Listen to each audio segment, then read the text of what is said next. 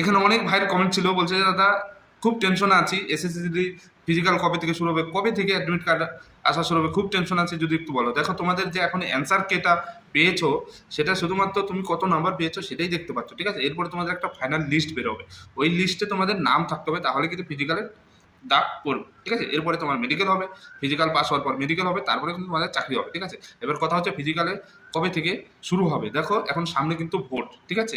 তো ভোটের কারণে সব যেসব ক্যাম্পে তোমাদের ফিজিক্যাল টেস্ট হয় সেই সব ক্যাম্পে কিন্তু সবাই এখন বিজি, ঠিক আছে।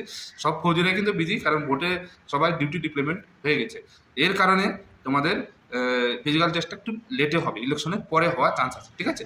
তো আমার মনে হয় যত মে মাসের শেষের দিকে তোমাদের অ্যাডমিট কার্ডও পেয়ে যাবে, ঠিক আছে। তারপরে তোমার ফিজিক্যালও টেস্টও শুরু হয়ে যাবে, ঠিক আছে। তো বোঝাতে পারলাম, ভিডিও ভালো লাগলে ভিডিওটি লাইক করবে, আর অবশ্যই চ্যানেলটি যারা নতুন আছে সাবস্ক্রাইব করে যাবে, আর টেনশন নেওয়ার কোনো দরকার নেই।